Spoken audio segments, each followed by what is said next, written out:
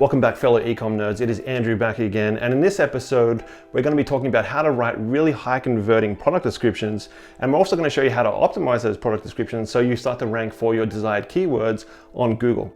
Now, if you like the videos that Dave and I have been putting out there, please don't forget to like and subscribe, and also hit the little bell notification so you'll be the first to know when we drop more videos just like this one. Now, David dropped a video on the SEO e-commerce checklist.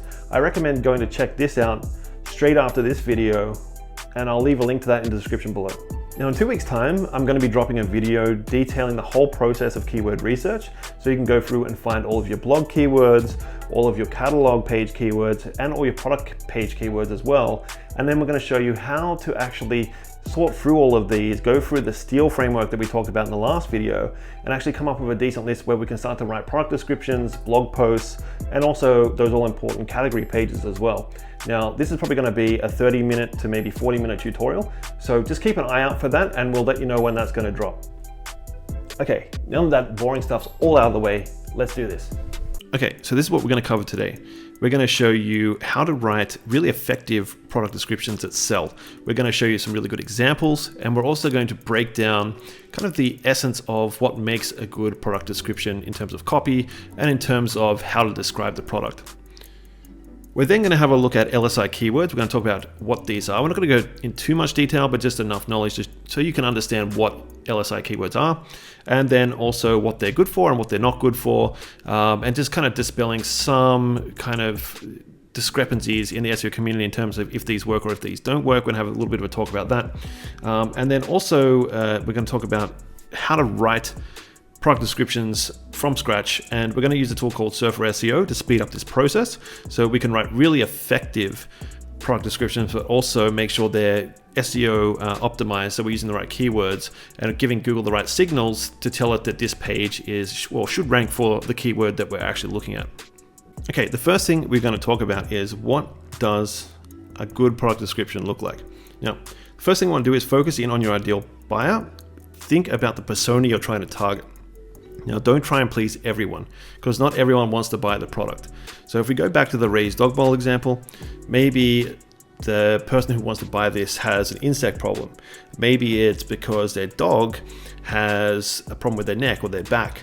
So you want to go in and do some research around why people buy these products. Go into forums, maybe talk to customers and find out what is the problem they're trying to solve. There might be a few key ones that you want to add into the product description. The next thing is, what you want to do is focus on benefits over features. So this is a copywriting 101 thing. So what do we mean by this? Well, if your product is stainless steel, it's great to say, yeah, it's stainless steel, but what's so good about it? What's the practicality? What is a person going to get out of that? So if we go back to the dog bowl example, we say that the product is stainless steel, it's not ceramic, so it's not going to smash into 1,000 pieces if you drop it. It's sturdy. It has less germs, or accumulates less germs. You need to wash it less, whatever it might be. You want to make sure that you're telling the story of why it being stainless steel is better than being something else. What's the practicality of it? The next thing is we want to create a mental movie. So we want to create things that are tactile, sensory, or we want to set scenes so we can tell stories. And I mean, this is the next thing we're going to talk about is how to tell a story as well. But to dial it back just a bit, a mental movie is making it so someone can almost feel the product. Or maybe it's a smell or a sound. Maybe it's a scene, like if it's a wine, for instance, that you're selling. You could talk about, say it's an Italian wine, comes from Tuscany. You could talk about, the hillsides in Tuscany and the warm sun and all that. Make them feel like they're there. So because this is a digital experience, they can't go into the store and they can't pick it up and feel it. You've got to do a little bit more and kind of go a little bit further in terms of making them feel the product almost in their mind. And this is why we call it a mental movie. We're almost like creating a little mental movie in their head so they can feel the product, sense the product. What is it?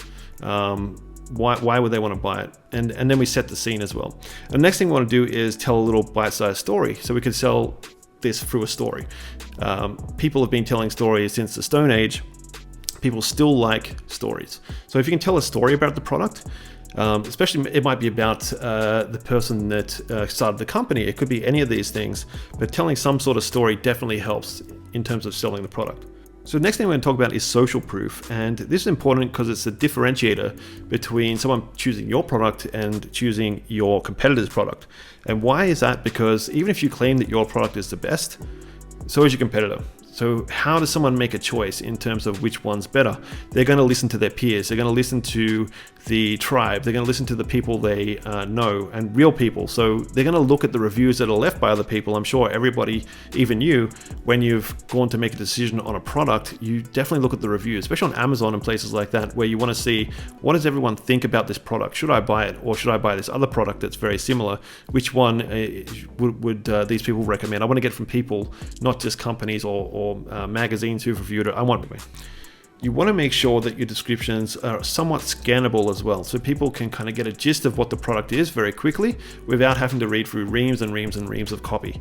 So you want to make sure that you do definitely do all those things I mentioned before around telling stories and having something in your description, but there should also be some sort of sense of scannability, which makes it a lot easier for somebody to just quickly run their eyes over and get the kind of like ticking boxes, right? They're kind of looking over things going, yep, this ticks all the boxes. So scannable, or having scannable descriptions, is also really important.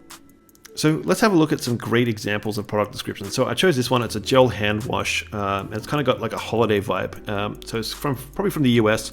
It looks like a US product.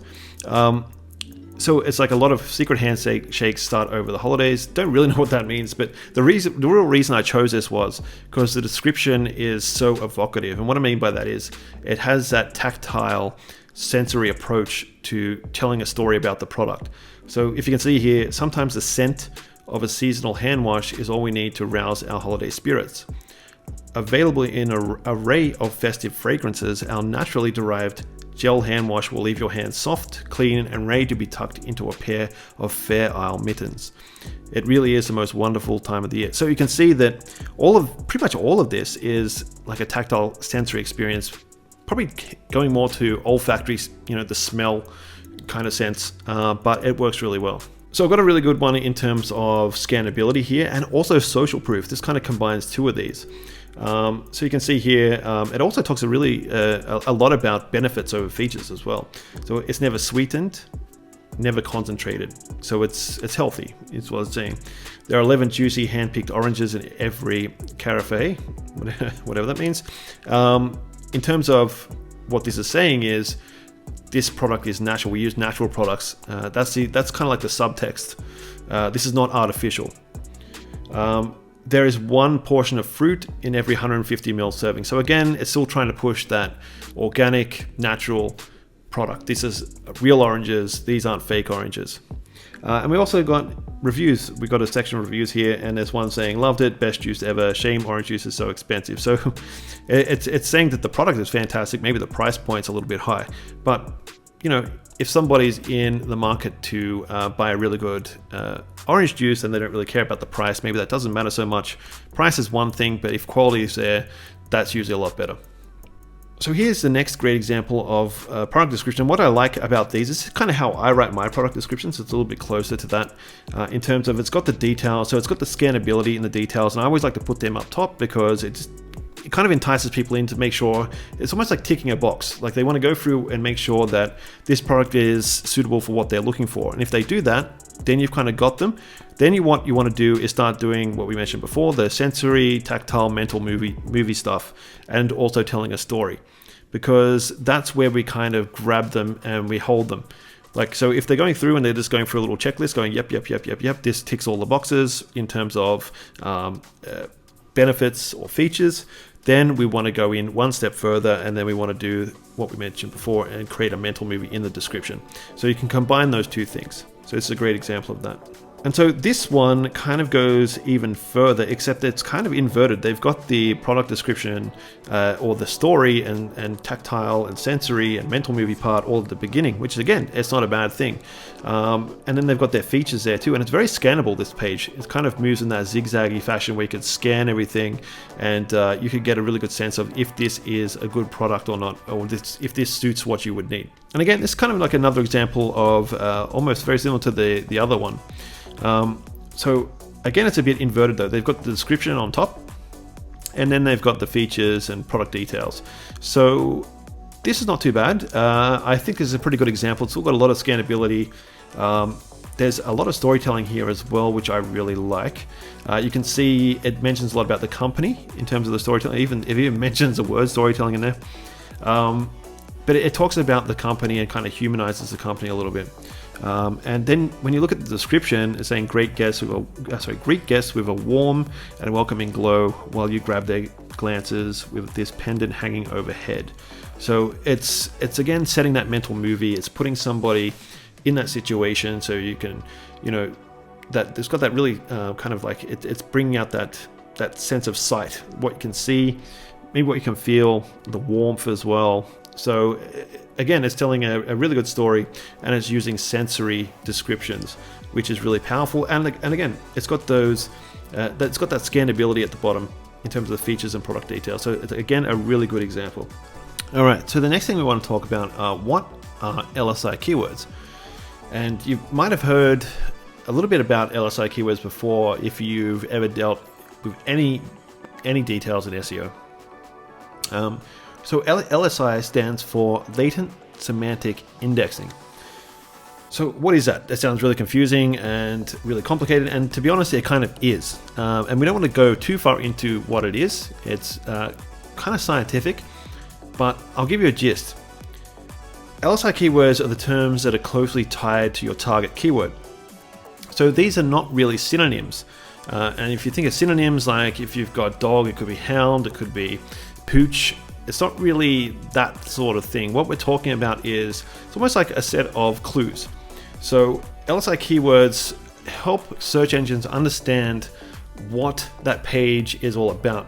So we've got some examples in a second, which will make this a little bit more obvious. But it pretty much is setting up clues so Google can understand what the page is about in terms of how the keywords relate to each other.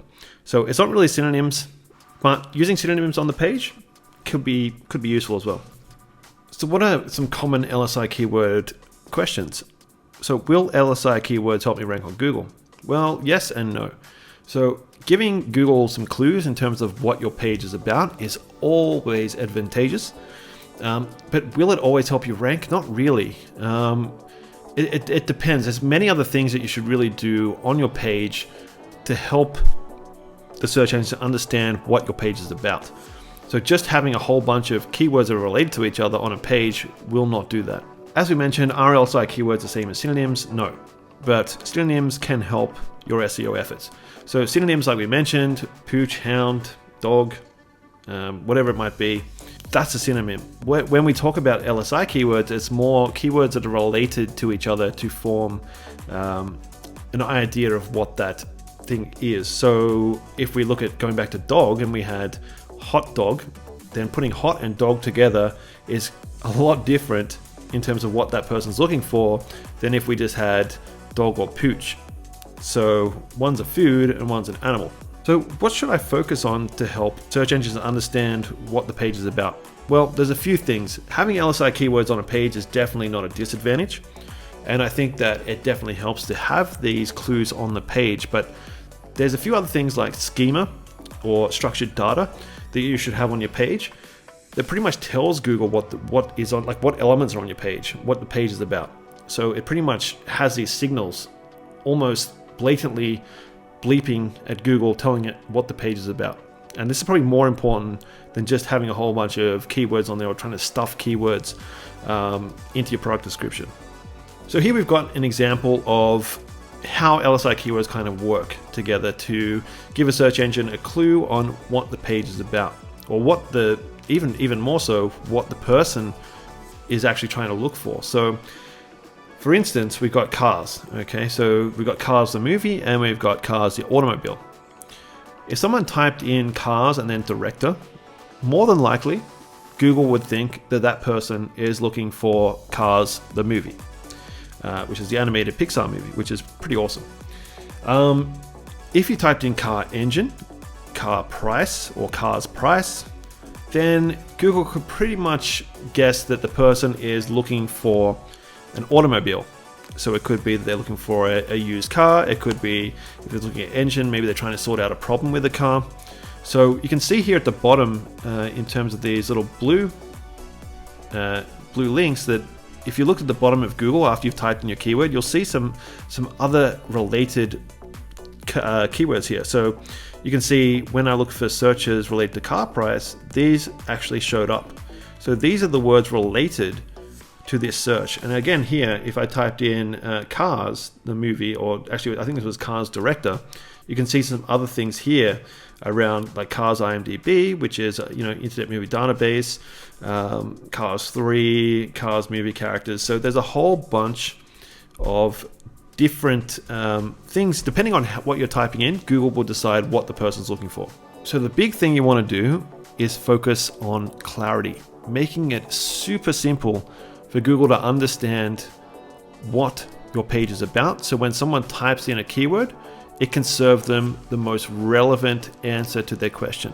So if we're looking at how to generate some LSI keywords, which I think is not a bad thing to have some of these in here, you could, it's as simple as going to google.com and typing in, say for jogging, for instance, and then going down to the bottom of the page and seeing what pops up in terms of what's related, but also in the auto search thing that shows up. So if I typed in jogging, it'll give me a whole list of other words that are related, or other terms that are related to the one I've typed in. So in autocomplete, these will show up. There's some other tools as well that you could use. So there's one called Keyword Keg Tool. It'll show you a whole bunch of keywords that are related to a particular term. So jogging, to show you running and some other things. Unfortunately, this is kind of limited in terms of free. I think you only get like 4 or 5 words, and then it's going to actually block everything else off and you're going to have to pay. But if you were looking for something in terms of generating LSI keywords, this is pretty good. And there's also one called LSI Keywords Graph. It's probably not as good as the last one I mentioned, but you get a lot more out of it in terms of, I think you get 3 goes to actually, or 3 attempts to look for something before it'll actually throw up a paywall, and then you have to pay for any other search you want to do after that. It's probably not as powerful in terms of finding more maybe like second tier related terms, but it's probably in terms of free. If you just want something that's cheap, this tool is probably a lot better. But if you don't want to pay for anything, just like I said, go to the Google example that I mentioned before over here, and you could just literally find a whole bunch of them inside Google itself. There's also one called Visual Words, which kind of relates more to synonyms. But again, like I said, synonyms aren't a terrible thing. I would still recommend putting them in where you can. And this is kind of cool. It's almost like a visual map of how everything's related to each other, which I find really awesome. So another one you can go and play around with and check out. And I think this is pretty much free. I didn't run into any paywalls when I was using this, so it's pretty cool. So the other thing we talked about was using structured data. Now we can have a look at schema.org in a minute, but this is pretty much what structured data does. So if you look at HTML, and we can see here that the HTML side pretty much is for the user. So this is where all your descriptions be on your product page, your benefits and features that we just talked about. This would all be on the page, and it would be laid out in a way that makes it very readable and understandable for people. In terms of structured data, this is pretty much the product descriptions for search or search bots. So they can understand what the page is about, because they can't really read product descriptions in the way that humans read them. So we have to give them some clues. And this is what I keep going back to, is the whole clues thing. The more clues we can give them, the easier it is for them to understand what the page is about. And then that means that when someone looks for the product that we're trying to sell, it's going to mean that the answer is way more relevant for the customer or searcher, which means we'll get a lot of brownie points and we will rank hopefully on the first page of Google. So this is schema.org. This is where you can go and get your structured data from. So if you want to do it manually, you could do it this way, or maybe you want to go pay a developer to do it, depending on the e-commerce software that you're using or e-commerce platform you're using. If you have Shopify, which is pretty much what we touch on a lot here, it's one of our favorite platforms, or if not our most favorite platform, and the one that we use a lot. So we recommend that if you've got Shopify, there's a really good one called Schema Plus for SEO. Now it's $14 a month, but this pretty much does everything automatically for you. So it'll take out all the hard work, just install the app, do some minor configurations, and you can pretty much ready to rock and roll. And this will definitely help when Google's trying to understand what the page is about. Maybe it's a catalog page, it could be a blog page you've got, or a product page, doesn't really matter. This will help you in terms of, well, help Google understand what that page is about. So the last thing we're going to do is have a look at the how to find some keywords from a competitor, and then use those to pretty much create our own product page, and then also understand what keywords we need to add to it. Now we're going to just start with a very, very simple or basic example of this. So I've gone to SEMrush like I did last week, pulled out the competitor I mentioned before, which is petcircle.com.au, a massive online pet store in Australia. And we want to look for dog bowls. So instead of having to search for all of this, what I did was I exported it into an Excel spreadsheet just to make it easier for us. So here's the Excel spreadsheet. And then what I did was I actually filtered out the URL. So we're just looking at product pages. So if I open this up, you can see that most of these have product in here. Now there's some that kind of slip through the net here a little bit, and you can see that that's probably because they have product in the URL here, but these are the ones we're kind of looking at with the product in the description here. So I can go and tick all of these and just make sure that we're looking at the right one. Now, once we have that, we know that all the URLs and all the keywords we're looking at rather are related to product pages. We can find the keyword that we want to use as our seed keyword or the main keyword for the product. Now in this case, we're going to go back to raised dog bowls.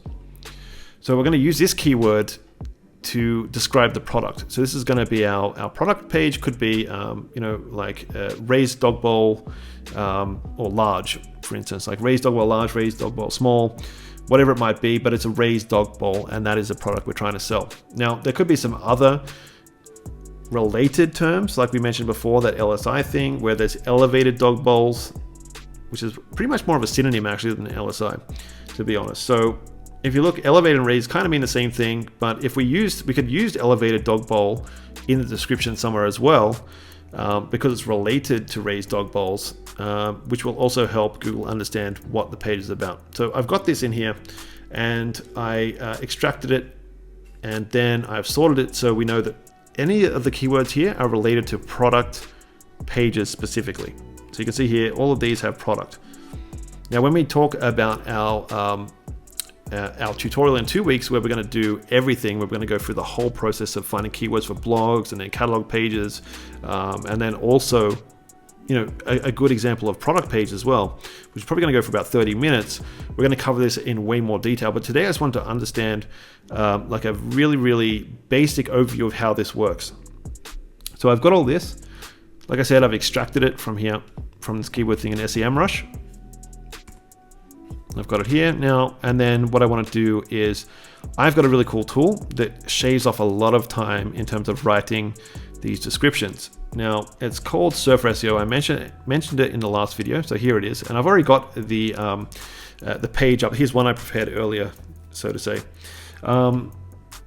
So I'm using a content editor. The content editor feature is really cool because it will pretty much tell you exactly what you need to add in to optimize the page for search. So it's going to save a lot of time. Now, the one thing that it kind of doesn't make sense a lot when I'm looking at product pages is the number of words. And the reason why this is a bit of a discrepancy sometimes is if there's pages, because it's actually looking at the top 3 or 4 results in terms of product pages in Google to work out what's the best practice, right? So what might happen is some of these might have reviews in there. So if they've got Yotpo or any of the other kind of review plugins, and there's a whole bunch of user-generated content or user-generated reviews, these are going to show up in here. So it kind of gets a little bit confusing. So this is why sometimes I just want to go back and check when I look for the keyword. So if I go back, and this is the actual pet circle keyword and what it generated here. So this is the URL. But if I go into Google, and then what we do, we'll go and have a look at raised dog bowls. and we will see here. So Etsy is actually the main one, and we can have a quick look and just understand how big the product or how long the product descriptions are. So these are probably catalog pages, really, so to speak. So you can see here. All right, description's not that big. It's nowhere near 700 words.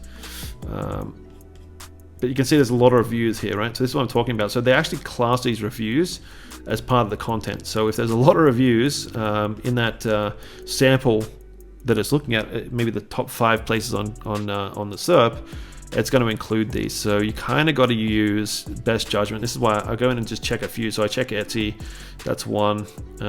What else is there? There might be eBay. Okay, so that's one. Maybe Kmart. Let's go to Kmart one. So we got dog bowls here. This one's not even really showing a raised dog bowl, not that I can see. So maybe this is probably not the best way to check. What we might want to do is, let's go to the next one. Pet Barn. All right, let's see if they've got one.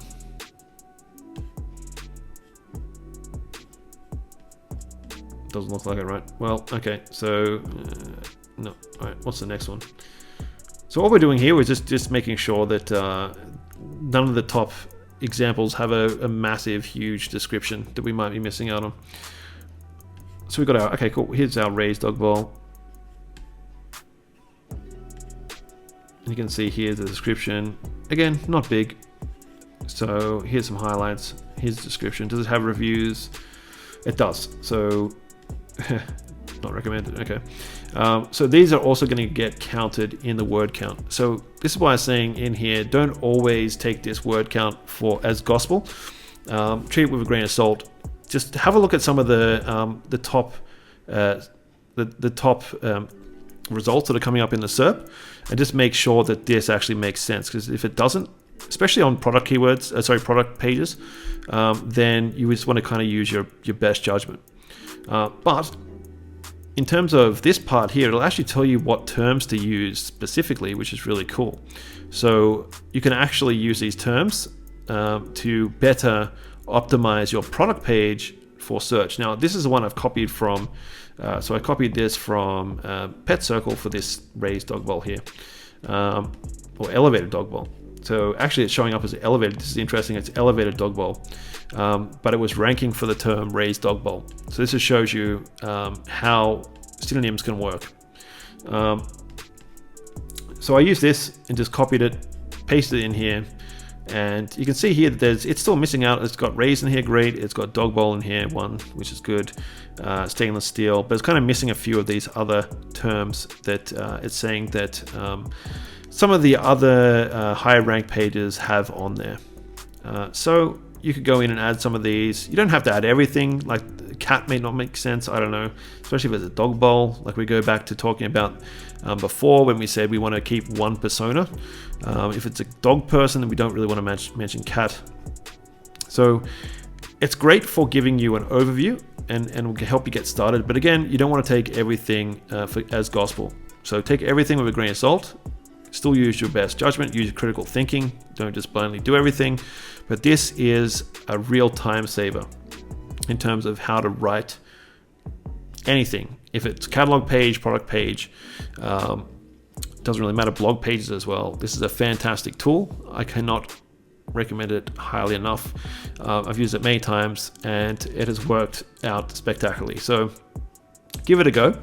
Now, of course, there's other ways you could do this if you do want to pay for all this software, because a lot of people don't. And again, all you really want to do is maybe go through and collect a whole bunch of different descriptions.